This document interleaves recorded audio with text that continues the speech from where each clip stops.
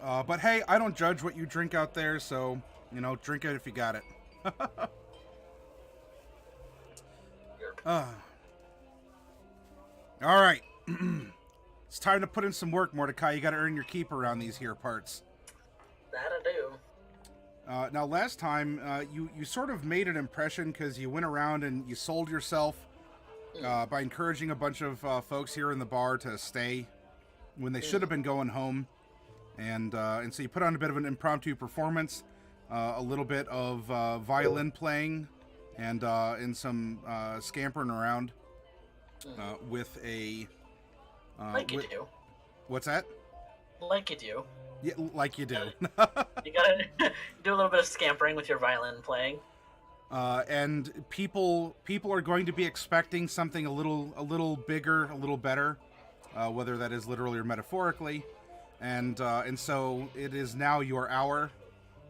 Bright, you can take the stage or be, behind a little curtain. They can wheel out on like a little wheeled rack. If you want to hide. Wizards are traditionally behind the curtain, and you're not supposed to pay attention to them. That's true. There is precedent for that.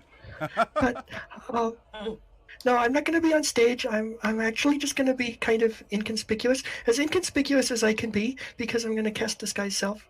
So I'm just going to look like a little nondescript halfling man who just wants to sit at the bar and keep to himself. Okay. Is this kind of like when you're going for the equivalent of the biker bar Shrine? Back yeah, in but Sandfly? it's not the same guy, because he was all scarred and grubby and dirty. Yeah. This guy is he looks kind of just as nondescript as I can make him. So I have no description. Okay. Because he's that nondescript. He's just that nondescript.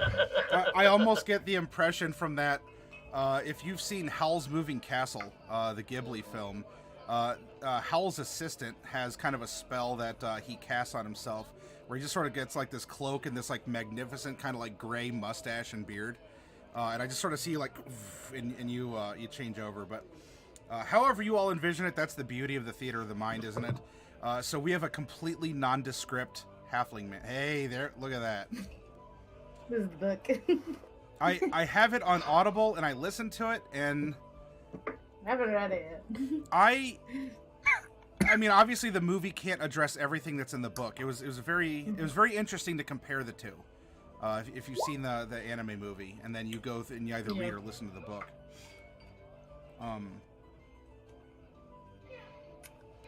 Bright, have you pointed yourself out to me, just so that I know where you are? I mean, I assume I would have cast the spell while we were getting set up, so... Okay. Perfect. You'll know me, All but nobody else will, hopefully. It's detect Nobody in the magic. I might know. What are you gonna tell?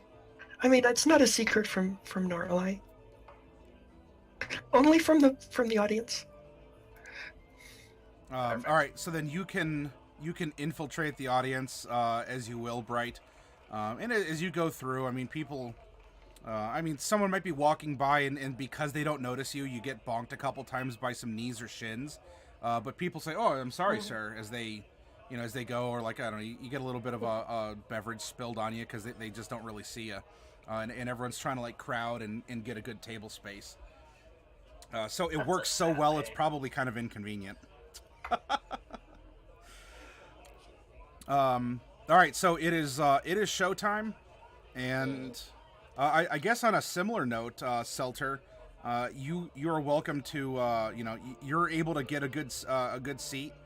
In fact, someone was actually sitting here, but you were able to convince them with your wiles that you belong in this chair. Oh, he's such a kind gentleman. And your own kind of version of Bright, since Syphenix had been changing in front of you in a sense, ends up going, and he's just kind of he's right up there at the bar. But there he is, and damn, those eyes are just something else. Oh, just send the heart all aflutter. Yeah. Those...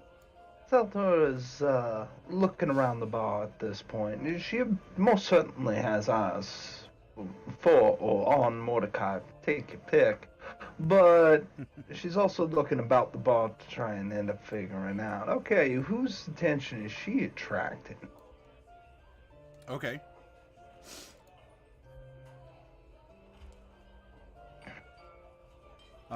Do I need to reset on my end for video? No, No, I'm actually not broadcasting right now. Oh, okay, gotcha. As long as it's not a me thing. Whoops. Okay. There we go. Taking a look around.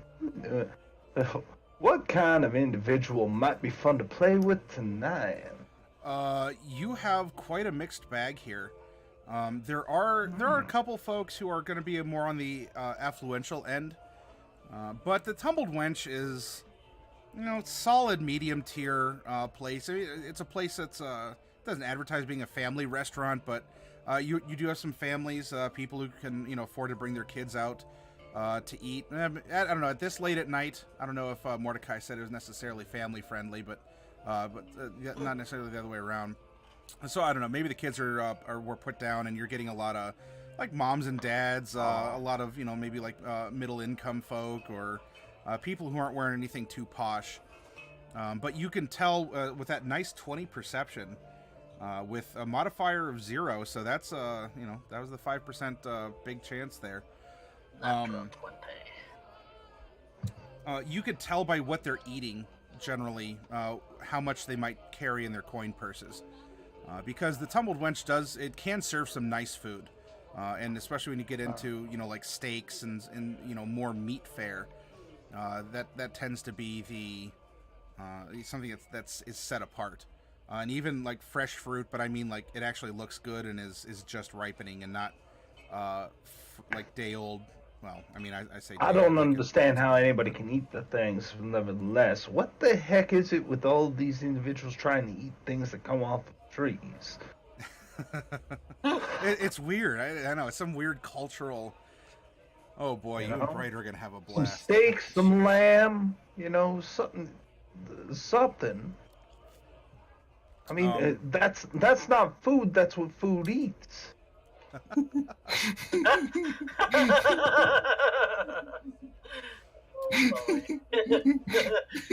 Celine, are you down in the crowd, or are you wanting to stay upstairs to either rest or study, or in some kind of protest, or what would you like to do here?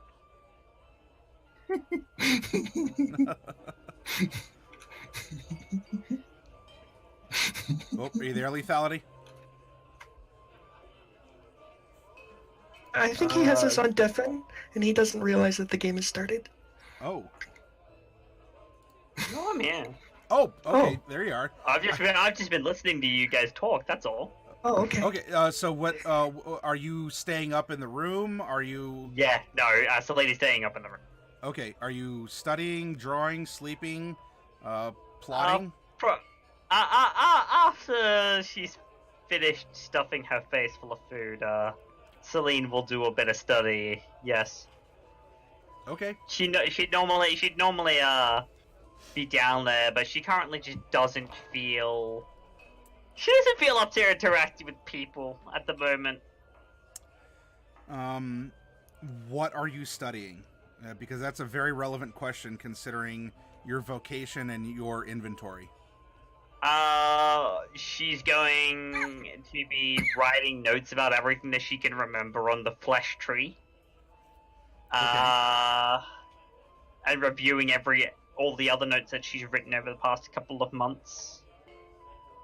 Okay. I think I will have directly asked you to do what you can as fast as you can to kind of figure out what's going on with me and how to stop it, because I feel like I'm on a time crunch. Yeah. So that'll also be. That's also that's also a thing that she'll be keeping an eye on. Okay. The last thing would be that she's probably also going to think about the nature of the book that appeared in her backpack, because she's like, it's a nice book, but she still doesn't know why it was there. All right. All right. So I will. when the time is appropriate, I guess I'll call for a couple different checks to see how successfully you have studied. And not that you're not studying. Okay. I'm sure you'll come up with something, but it's more a matter of degrees of success, or perhaps a particular notion that might come to the forefront as you sort of open your mind to patterns and connecting the dots and all that. Yeah. All right, and then Noralai, are you gonna be down for the concert? Yeah, I'll be at the show. Okay. I might provide some additional dancing light. Okay, dancing lights, or unless Mordecai is doing it himself, he could always use use someone on the light board with thaumaturgy, changing the color of the chandeliers. I guess I'm doing that because I accidentally clicked it. Whoopsie! My computer's touchscreen, so I sometimes just click things with my hand, and I accidentally hit the title with my thumb. All right, then, Noralai, what's your current mood? I'm doing better, so let's go with purple lights. All right, Mordecai, it might not exactly be on cue because Noralai got a little distracted and her mind was wandering, but she knew that she had something important to do. So she snaps to it, and suddenly the candles in the chandelier and the oil lamps all start going into a purple light. And apparently it's showtime. Well, I don't know, you might have gone through something like this before with a bit of an early start, or someone cast the spell a little early. So you notice that there's a nondescript halfling man kind of turns around, looks at the lights shifting as well, and might be fumbling around for something or another. But Mordecai, the show has to start now. Off guard.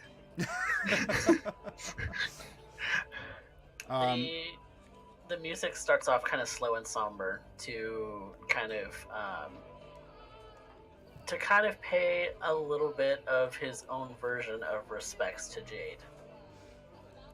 Is this pure you with an instrument and or singing, or are you also giving yourself accompaniment through minor illusion? I don't have minor illusion, so it's just me. Okay. I'm gonna take care of that sort of thing, but I'm gonna let him play this one on his own. This is his tribute to Jade. It doesn't need to be amped up. It should be intimate. Okay, that makes total sense. Oh, yeah. I would like, as I understand it, I have an inspiration. Correct. For this moment, I would like to give Mordecai that inspiration. You may do so. As in the mechanical advantage inspiration? Yes. Okay, so I'll use that on my next roll. Inspiration can very much be a currency like that. Okay.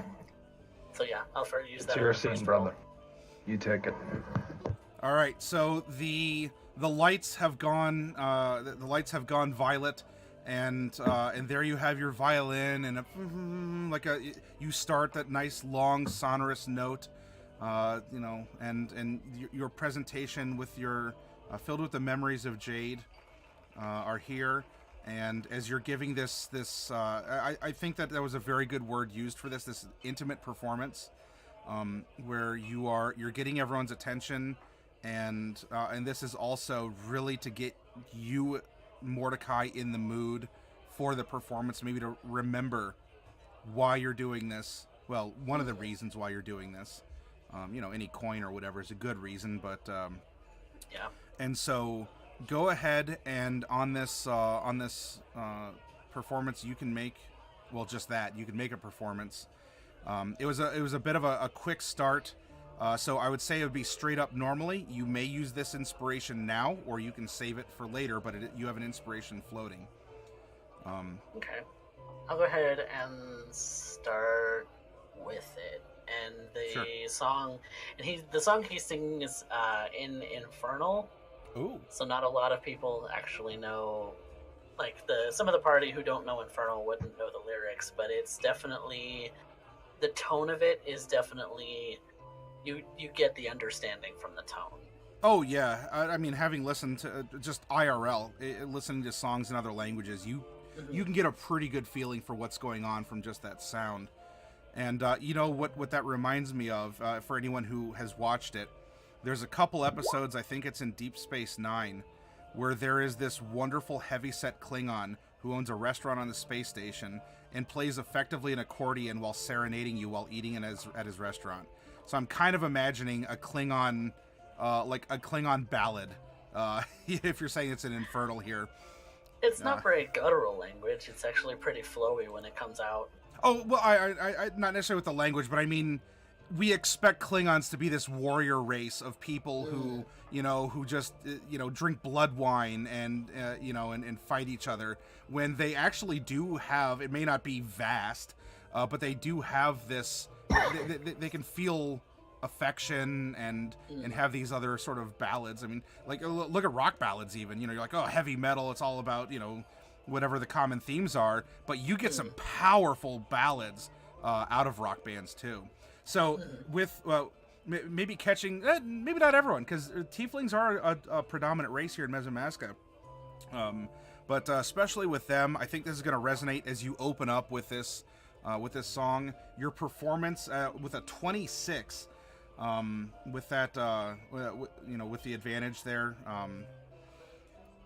the purple lights are reflective of your mood. You're already this blue color, and so it really darkens you down, probably to I'm not an artist, so you can correct me, but if we have sort of your periwinkle blue combined with Norali's kind of violet color, that seems like it would almost darken you to like a dark lavender or something, like a deeper purple, like a royal purple,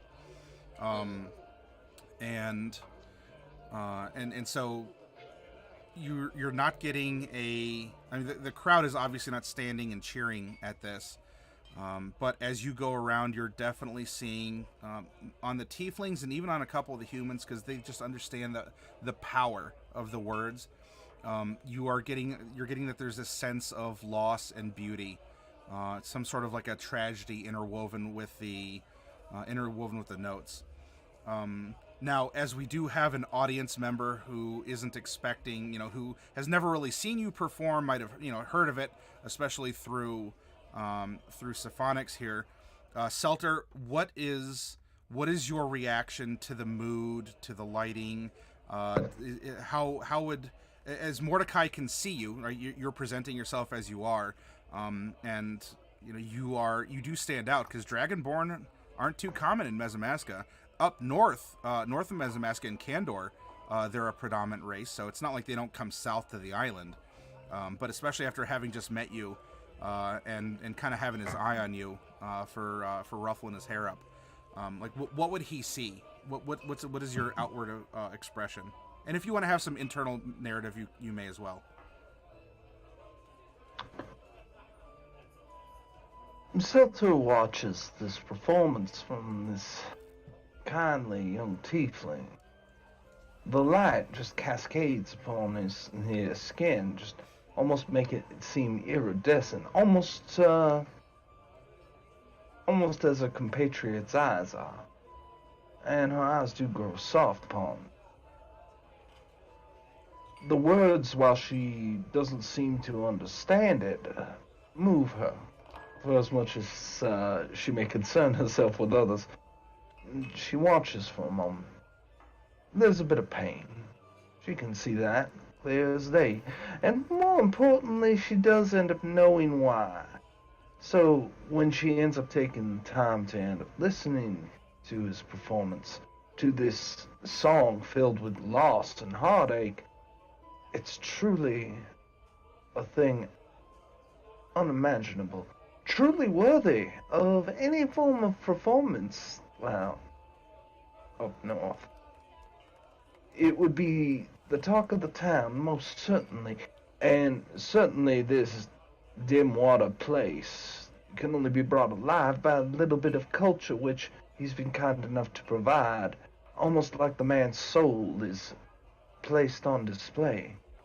That vulnerability, that opening of the eyes, it looks like at moments he's about to cry. There's pain that is on display, heartache, lost opportunity, a moment where you can see this man for the true broken individual he is. And she is eating up every moment of it with the largest smiles. Mordecai, your first song goes over very well. And now that you have captured you've captured people's attentions, and you've given their emotions a bit of a shake-up. How would you like to follow up on that you've had your intro, and now what is going to be the performance, like the main course, if we're whetting appetites? Kind of not really skipping a beat, going from that song straight into something a little bit more jovial, to kind of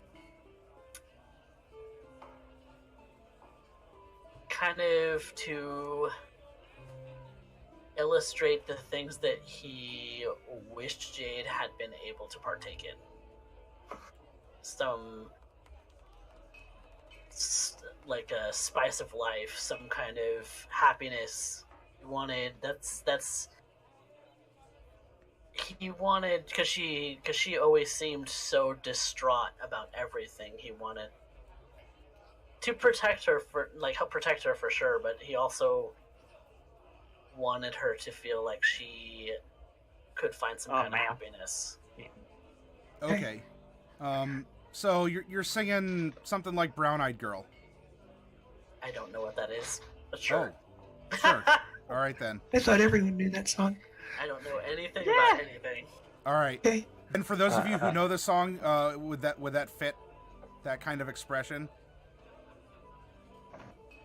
Kinda. I mean, I thought it would be a little bit more like of a story rather than... Are you thinking more story, or are you thinking more like milieu? Know what I mean? Like, are you just creating, like, is it more of a ballad, or more of just, here are some emotions? You know what I mean? I'm not entirely sure. It's just like, I don't know that I would go into detail about the story, but he would maybe provide lyrics that would kind of illustrate the story a little bit, maybe something similar. Okay. Yeah, I know what you mean. Okay, so as that happens, we're getting another major image. Where is it? There it is. As it happens, there are going to be like shadow figures on the wall behind him that they recreate the things that he's singing about. All right. So you're following along with this shadow theater, and Norlai, or what are you doing if you're working the light board?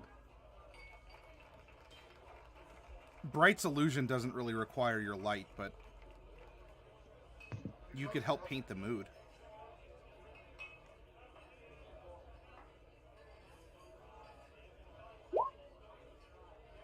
Dancing lights? Okay.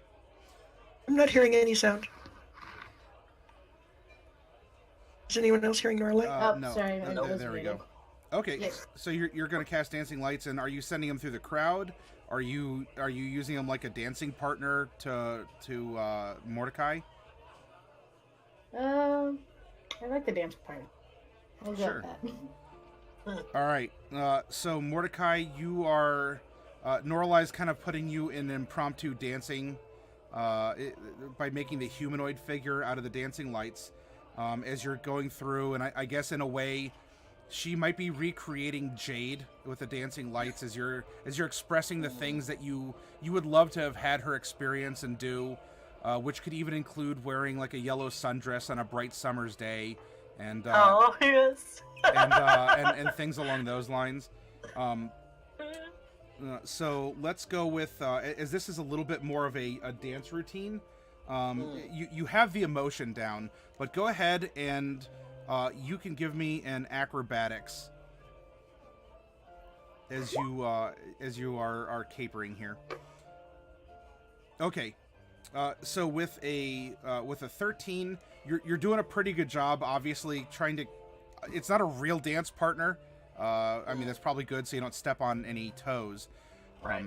But as you're going, you're dancing, and you're all the opportunities of life that someone can have, and you sort of impromptu reference back. It's not leaving a bad impression. This probably caught people. It caught people a little off guard, but they seem to be interested in this because not a lot of people have danced with dancing lights despite the name, and so it's an interesting take. Selter, what is your impression of this part of the concert before we get into our conclusion? I'm sorry, real quick. So, Coffee, this is like a synopsis of the middle part of your concert, and then we're going to go to your conclusion. That way, we're not going to spend the rest of our time here just kind of doing little checks. And on the as he reaches the kind of the crescendo of the song, one of the shadows steps out of the wall, and it's Jade. But it's Jade the way I saw her should have been pretty, like she appeared in her dream, although technically I didn't see that, but it looks just like that anyway. Okay. And we can see her, and then at the end of the song she'll fade away. Oh, that's a good touch. So yeah, like poor Mordecai even sees this, like these little touches, and it is breaking up a little bit here. I mean, 13's not a failed on a skill check, but certainly you're getting emotional here. So Selter, you're a measure of the crowd here to a degree. How are you taking this? Oh, I'm having too much fun dancing with this little lap thing that's going around. I don't understand what you mean, that no one would end up dancing with dancing lights. It's right there in the title. I mean, this is a wonderful tradition we used to end up doing around the campfire. And, well, we'll discuss that one at a later point in time. No, this performance is quite nice, though I don't understand why they end up bringing that commoner, that... I understand that humans are all fleshy and naturally born ugly, but... It's only so much you can take, but I guess this individual was special to him, so give him that. Not gonna end up trying to ruffle any feathers right now. Well, not this. So if Mordecai's weeping over a figure like this Shadow Jade, then I mean this is no competition. Like if he can get all worked up and over someone just as an ugly human like that.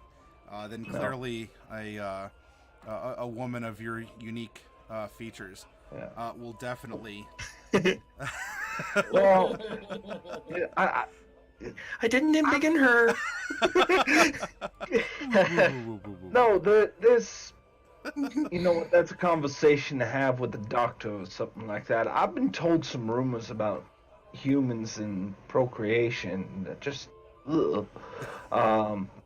It's at this point I'm starting to wonder, is it true that the female eats the placenta afterwards? Are the rumor... I think that's cultural. It's cultural.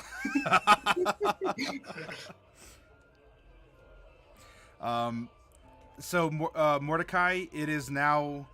you've gotten through this a bit of an impromptu. There's a couple songs that are in here as well. Again, I'm just kind of generalizing, but you are doing a little bit of dance and song, and you have two people working different lights. So now it is time to button up your concert here in the Tumbled Wench on this late night. How are you looking to do this? Kind of a celebration song. And just kind of get everybody's emotions and energy kind of in a happy place and kind of finish that way. Okay. So this is going to be something. This is like rousing. Like you're going to play jock jams here to get everyone all pumped up and get everyone pumped and get everyone kind of feeling like it's going to be a song of kind of determination and kind of reinforce that anything's possible if you put your mind to it. All right. Then what I would like you to do here, well, actually, even before then, because this could modify. How is Bright and or Norlai responding to this now? This is the grand finale. Mordecai's going for more of this upbeat, inspirational stuff. Maybe a little bit more rhythmic, a little stomping, a little bit of percussion mixed in with your singing, fiddling, or dancing around. Yeah. So for this one, as Mordecai begins the song, the shadows that were on the wall, more creatures step out of them. But these are copies of Mordecai, and they're all dressed in different colors. One of them is red, and one of them is green, and one of them is yellow. Oh, okay. And they all have different accompanying instruments. One of them is playing the drums. One of them is playing the something else. What other instruments would be good here? Yeah, let's go with the lute. It's like a guitar, but it's been invented here. And then the last one is going to be playing the Xenothrash. The Xenothrash? Does nobody know the Xenothrash? Okay, it's a gnomish instrument, and it's like the accordion crossed with the bagpipes, crossed with the holophoner, and the holophoner. All right. Nobody knows what the holophoner. It's like that. So, and then colors come out of the holophoner as he plays it, and they wrap around the real Mordecai as he's in the front of the thing, and so he's surrounded by shimmering colors. Norlai? I think I'm gonna separate my dancing lights and have one fly around each of the Mordecais. Oh, sure. Okay, just sort of orbiting them, and all right. So we have a one-man boy band kind of going on here. Providing kind of upbeat, inspirational music. So what I would like you to do as inspiration really wants people to get up and jam, or if you want to kind of woo the heart of Ooh Girl, or all these other kind of things that inspirational songs can do. Or if you want people to clap, if you want everyone to, two claps this time, now cha-cha, and you take people on the you take people on like the lightning bolt slide or whatever. I would like you, not a performance in this case, because you're trying to rouse people's emotions. I want you to make a persuasion, and I want you to make a persuasion at advantage, as you're really trying to stir people's hearts and minds and rally them and get them energized with color and, oh my goodness. All right, so a 23, you didn't even need the inspiration, but you got it. All right, so you had this somber start, and then you kind of went into some storytelling, a little bit of... maybe a little bit of... Add a D4 for fun. What's that? Okay. She's spending some luck. Add a D4. Oh. Oh, wow, 27. That's a 27. Oh, wow, yeah, you maxed out on that. Do I hear guidance? Do I hear a guidance? No, I'm upstairs. I can't do guidance. Actually, no, I have resistance to guidance. Okay, and this does not incur chaos magic, correct? No. Okay. Do you want it to? No, just... I mean, I guess you could if you really wanted to. Honey, that's what I'm here for. All right, so Norlai's not only making the lights dance around, but as you're bending luck here, I don't know, Mordecai, you went for something kind of a risky move. I don't know, like you wanted to hop up in the bar, kind of like Pee Wee Herman with the platforms and do the dance, or you wanted to, I don't know, do something like I don't know, like a tiefling split would almost be like three-way, right? Because you have your two legs and your tail to kind of like, or I don't know, you did something big. What's that? Yep. Do that, like big old splits. Okay. Whew. So you go and you got yourself in the mood. You're like, I'm gonna do this, and right as you're descending, you're like, oh, I hope I don't rip my pants. And as luck would have it, you don't blow out your pants on the split, and yeah, poor Selter is like, oh. But fortunately, the stitches hold. You pull off this awesome like rousing split in this pump up, and now Selter is her own woman, but a lot of the others in the audience, as you're panting as you like you do the splits, and you're like thank you, or you're indicating here you had such a strong start. You're getting a very nice golf clap from Selter. Others are Mordecai. You're also hearing your name in Infernal 2. Mordecai. It's the same. And so what is the comment from the Selter Peanut Gallery in this case? Oh, finishing strong, and I can guarantee you, give me a couple of nights, and that flexibility is going to be coming in real handy. Ooh. And you did so well. You get one encore song. Finish this up, and what is going to be the master stroke on your performance here? You had a good start. The middle was like, yeah, okay, we're kind of shifting gears. Everyone's pumped up now at the end, and they want one last song. And what would you like to do? Do I get kind of an idea of what they would want out of this? Sure. Here we go. Because it was brought up earlier, you know that the Healing Words are this very popular band up in Aslandia. And they're very popular because, similar to what you were providing kind of like a generic like feel good, but theirs is assuaging the fears of war and the fears of just the very topical bad things going on and overcoming it, and generally a message of unification, as Mesotopia is a bit of a fractured region. The countries can get along. There's been bickering and a little bit of infighting, but especially now that there are these other threats. One of the reasons why the Healing Words as a band has become so popular is that they do have this message of unification, of let's use our strengths, let's use the diversity that we have. Kind of that that similar, proud to be American from Detroit to Tennessee, from New York to LA. Spanning across the region of we all have this, and we can overcome our singular weaknesses if we work together, and we'll be better for it. So yeah, exactly. In a sense like that too.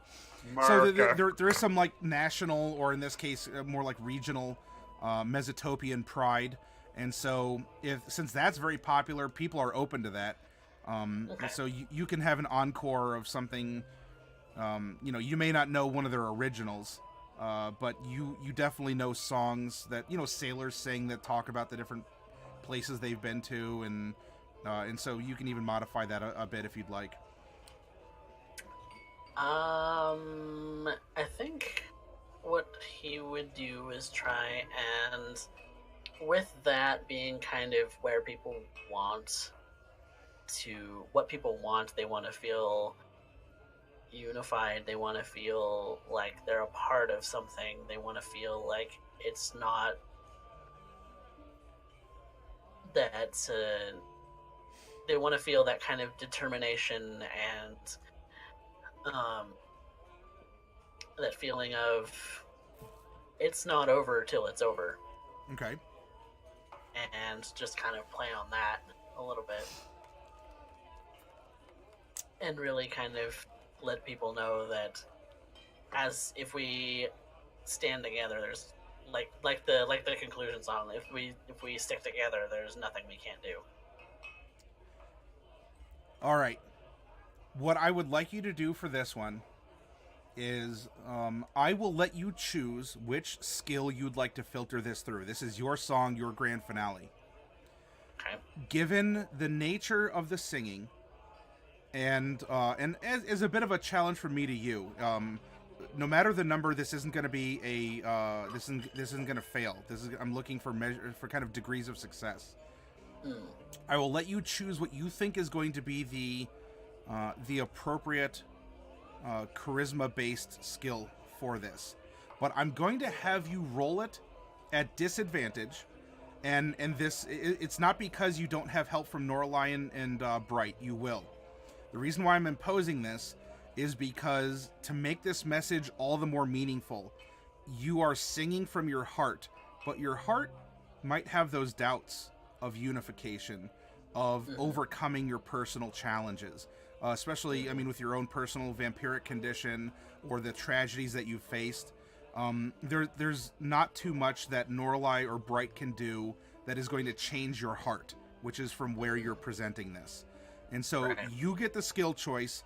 I will tell you to make it at disadvantage, and then we'll see how successful even at disadvantage you are for whatever reaction will occur from this. I think the skill that I want to choose, because it's appropriate, is persuasion, because I'm trying to convince them as well as trying to convince myself. That makes sense.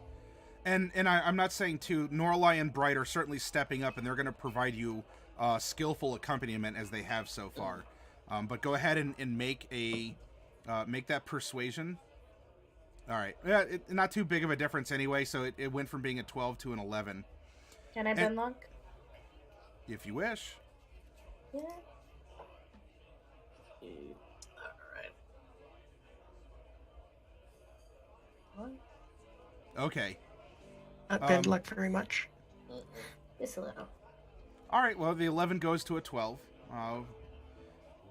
And so as you cast this, Norlai, I mean, you're offering your faith here to Mordecai, which in its own sense, I mean, like that little crystal in your chest glows a little bit as you send this gift of sorts to Mordecai.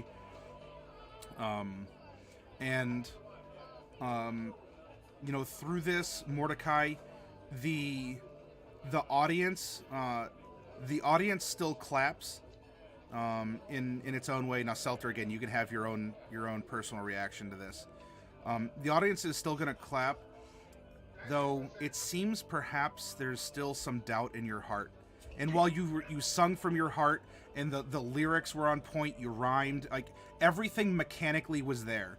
As a bard, the measure was perfect. The lyrics were perfect. You delivered a song.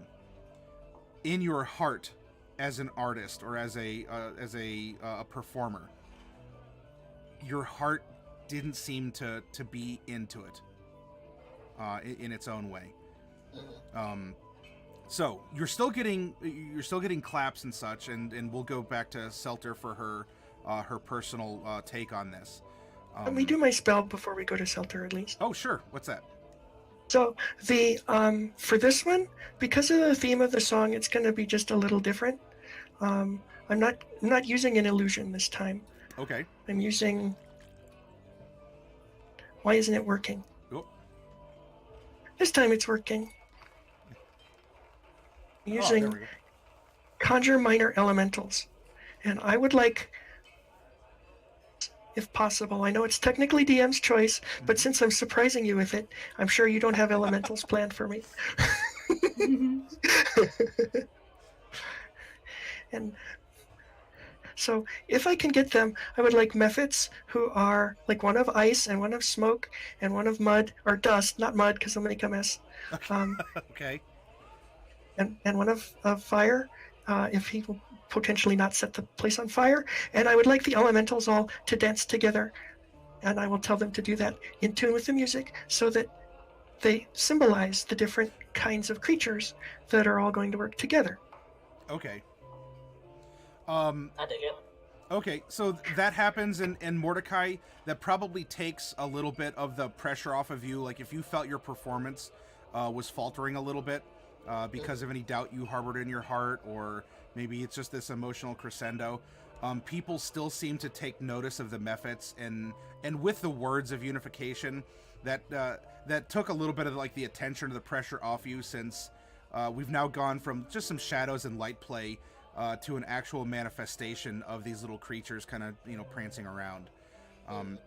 So Bright was an excellent wingman for being a nondescript halfling male, and so you can reckon with your own performance, but certainly the audience liked the performance, even if you felt as the artist you had faltered individually. Mm-hmm. But that's what backup dancers and other the pyrotechnics can help help rub that, because it happens time and again. All right, Selter. Then with this, because now there's this, you have the backup dancers of the Mephits. You have this this unification message. What are your feelings? Oh my, unification of all things. Now that ends up making me wonder. Kind of brings her thinking back to home. Is more often than not, internal disputes have needed to be settled very quickly and very efficiently. And to think the idea of unifying with those pigmen. It's not to her palate. However, she has to admit, it's a hell of a spectacle. And she can appreciate, my friends, a spectacle. So, if more than anything, this is proving that she is indeed in right company. They're capable of creating the spectacle. They just need to own it. And maybe she can teach them how. Very well. So Mordecai, your performance ends, and people, people are clapping. They're getting to their feet, and woo woo woo, bravo, yay! Definitely a deep bow at the very end. And the staff is even the staff is giving you a thumbs up, because people are leaving some pretty good tips, and they've been ordering all throughout the the session here. And so it seems you might have another good night, because at least as far as Mordecai is concerned, Mordecai didn't overhear the conversation between Selter and Syphenix here. But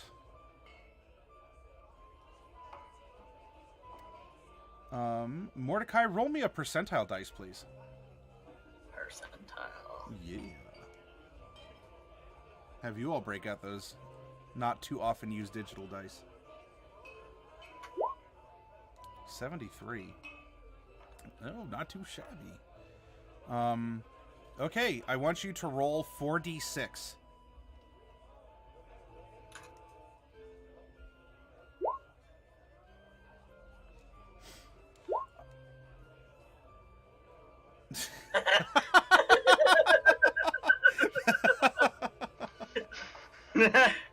Fluffy rolling an actual 46. Yes. So as you're doing this, you hear that there's your violin case. Your violin case is sounding really metallic. But you're going around and people want to shake your hand and and tell you did a good job and so forth and so on. When everyone has filed out, maybe with except for a couple hangers on, Selter, if you want to stick around, you're welcome to do so. There is 140 gold pieces in your violin case. Holy butts. Another insane night. And, you looked out at the crowd and you saw what I was describing to Selter. Like, not everyone here is in the money. But a couple people or people just came here, in their work clothes, but they are carrying a lot of money. But you earned a goodly sum. As you look inside your guitar, or not your guitar, your violin case. Such is the laughable busker. I am impressed. I did not expect that. So yeah, after the performance, I make my way towards Bright and Norlai if they're together. We wouldn't be together, I don't think. Because Yeah. I'm keeping to myself so no one notices me. Okay. Well, I'm gonna make my way back up to the room then. Okay. Okay. Selter, or did you want to hang around for any words with Mordecai? Oh, most certainly. There you go, Mordecai. I'm pretty sure Seltzer would end up making it a point to end up staying on that wonderful stairwell. So she just couldn't be missed. Not that you could ignore such a face in the room. Big grin. Good evening. Oh. Now that was truly touching. You should be proud of yourself, Mordecai. That's the name. Everybody was chanting it so loudly I almost became deaf. But well done, well done. Thank you. But you don't look too happy. What can Still I say? thinking about her? I mean, it's only been a couple of days. Yeah, I suppose so. Okay. I let my disguise fade away. Well, I try and end up living my life relatively simply here, Mordecai, so maybe I might end up bringing a piece of, I hate to call it wisdom. I'm pretty sure you'd end up casting aside if it was displayed as such. But I might end up making the point that look around you. A case full of coin. Their eyes definitely fall to that. There is beautiful company. All the wonderful treasures and drinks you can imagine. I mean, they just walk right up to you. Live a little. Living isn't a matter of heartbeats, it's a matter of moments. You had a wonderful moment on stage and you look like a broken individual. Come on, give us a smile for me. It's hard to smile when you failed to keep a promise to someone. Honey, promises end up getting broken all the time. You're not the first one to commit that cardinal sin. And most importantly, you're the one who ended up doing it the best of your ability, I have no doubt. Mostly on the fact that that conscience thing of yours here bugs you as badly as it does. I'm pretty sure you wouldn't just let that slip off the leash now, would it? Sorry, I tuned. What? I have a way with words. Let me simplify it for you. I'm a simple man. I'm not so sure. Simple men don't end up having a whole stage and dance full of magic, which I have to admit, I have not seen one person cast that much in one in full session, so props to you. But let me make a bit of a generalization. If there was something you could have done to change the outcome of what you were currently regretting, you would have already have done so. You are currently trying to beat yourself up, and somehow that will suddenly make the world go right? Over what? A word, a promise?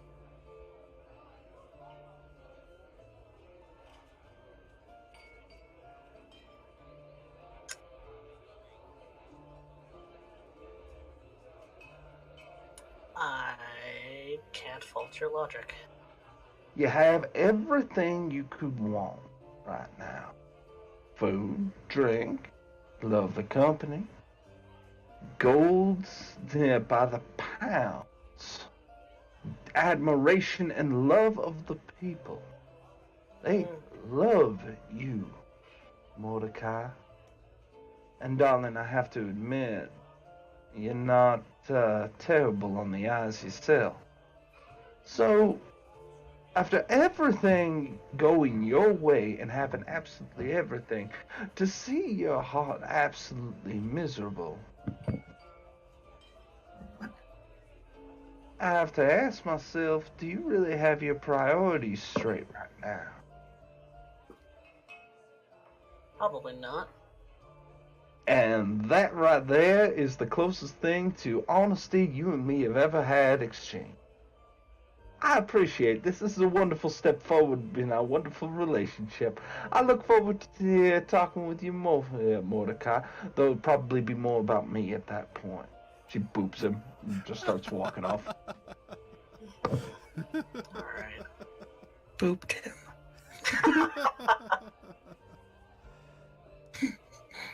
Well.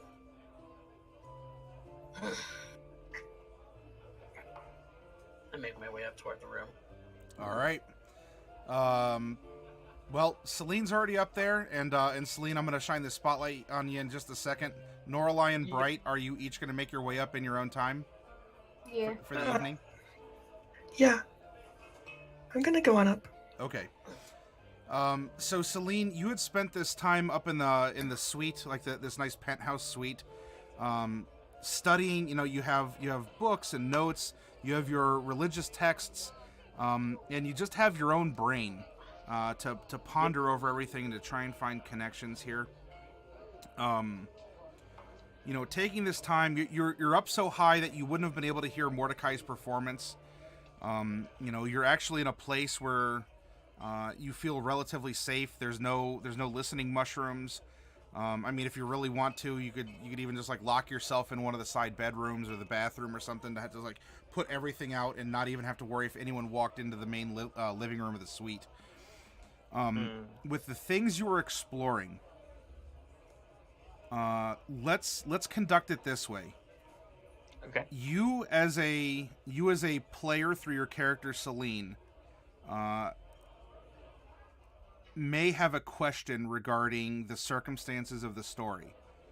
I, as your DM, acting as your notes and your brain, may be able to help you come to an answer that you don't think you already have.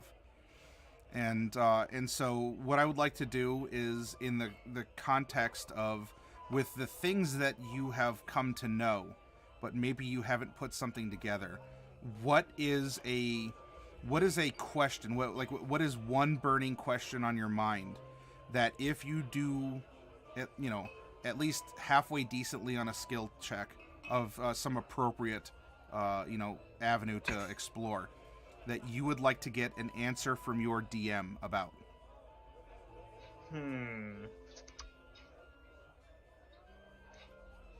Okay. I think the main question that's on Celine's mind is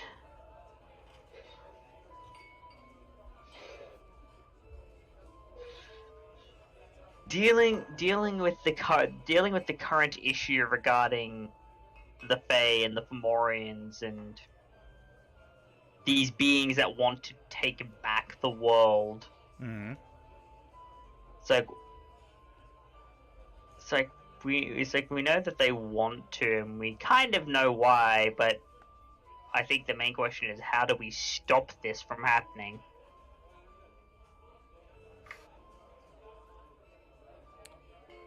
All right. How do you stop the beings?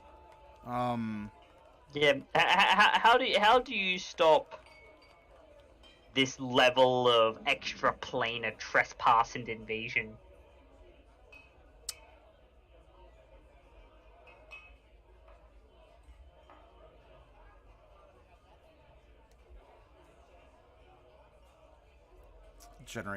Generating a possible answer here from the things that I know you know, even if you don't know that you know it.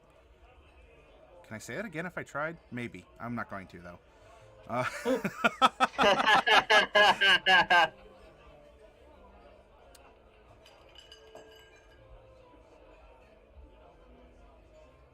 All right. I believe I have an answer that we can get into various either nuance or some specific routes.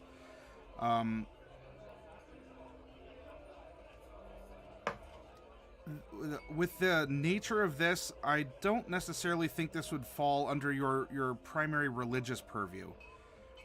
I would be willing to accept this at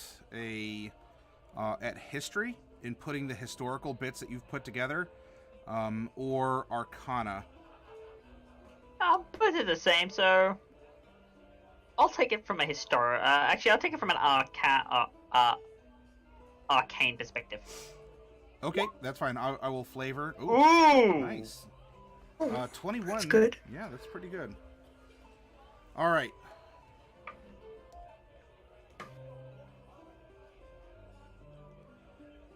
Going off of the information that you have discovered, going off the information that you've pieced together, that you've made notes about, where through your conversation with Syphenix, through your exploration of the Fey Cave in Browbeat, even to an extent your own, we can weave in, we can weave in your religion, but not through the religious text, but simply that what seems to be cycling, what seems to be happening, is the assertion of power as an era of some kind occurs, and then something happens where a group asserts itself more willfully in some other dominant fashion,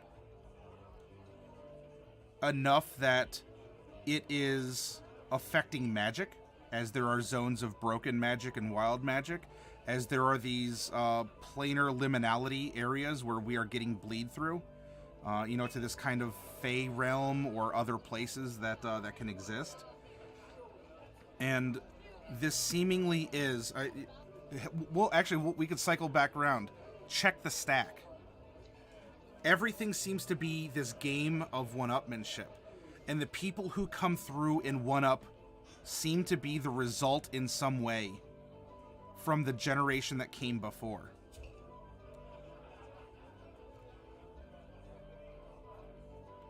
Now, is that implying that these vampires that are much older than you are now newer as a result of your making? Probably not. But it could still possibly fit into some kind of a pattern. Is there something that you're doing today that is causing this reassertion of these powers? What is the cycle? And what does this mean based on your conversation with each other? Because going back about a week or so in game time, when you all were you're on the road and you had that wonderful conversation in the wagon about the nature of magic. When all of you were going, oh, you cast magic, I cast magic, but I cast magic differently, and you cast magic differently, but it's still magic, and magic is magic. There is some kind of an assertion of something that is causing this, and so if you do not want this to happen, you need to assert yourself. You may be facing this grand interplanar portal, and it may be beyond your control as Celine. But is it beyond your control as a culture, as a people, as some kind of an assertion of this level versus the next level? Because in the contest of wills, that seems to be deciding who's the victor. If Syphenix was correct in that the giants and the dragons existed here in Mesotopia, and the giants and the dragons were overthrown by humans. In all the history books, dragons are these fantastic giant... Well, I'd say giant when there's giants. But they're these beasts, right, of legend. They're huge. They fly. They breathe stuff. all kinds of stuff. That's a scientific term. Fire and things that are not fire. And yet, they were thrown down by people who wanted it more.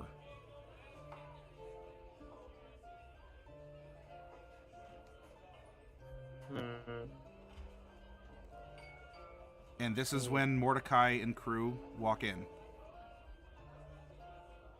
Also, by the way, Lethality, you got to get going to Gathering of Nerds here, don't you? Yep. Okay. Yep. Then, why don't we stop for the evening since it's 3 then? I mean, I guess we technically have a minute left, but, so Mordecai, say hi.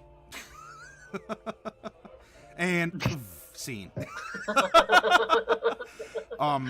But what we can do is with this now, obviously for those of you who are listening in the party, I mean, Celine, unless you want to hide this revelation, you all have heard me go through the nuance, so Celine, you don't have to repeat it word for word.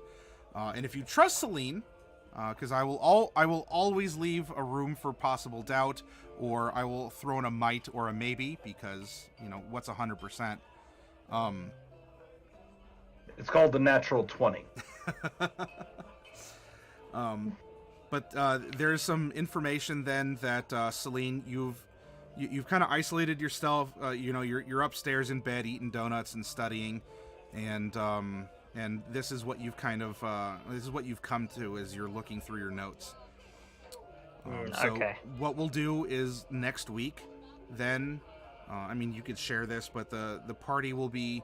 The 4 people of the party will be together, and Selter, it sounds like you kind of have a guest pass to arrive at the ritual, to observe it. But next week, we will go through this potential ritual, and this potential expanding ritual, and go from there. So, I mean, keep the levels that you're at, because obviously we're in an out-of-character tone. This is a way to express how you have achieve so much so quickly and powerfully, and also for the things that are going to happen to your characters, but you know, in character, as this is a way to consider your potential, which exists now, being filled. You know, you're an empty container, and that's fine. You know, you can hold 5 gallons, but if only 3 drops are inside of it, then, I mean, it seems like a waste of space. We're going to fill in your space, and we're going to rearrange. We're going to reshape your container along the ways that that you know you've been discussing with me on the side about, you know, is this okay or that, as we have this sort of mechanical shifting of gears. There's so much innuendo. I don't even think Seltor could stop that one. All right, so then we'll break here. Oh, what's the prompt for tonight, Lethality? The prompt is necromancy. Ooh, spicy. Why am I not in that game? I am actually going to be playing a necromancer tonight, so.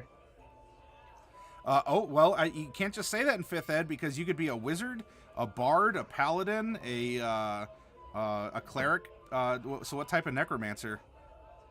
No, traditional necromancer. Necromancer. Okay. Wizard. Gotcha. All right then. But, yep. All right. So I will get going. GG guys, and I will see you guys next week. Okay, bye. Come back. Yep. I'll look for your notification. We'll play some party games until then. Okay.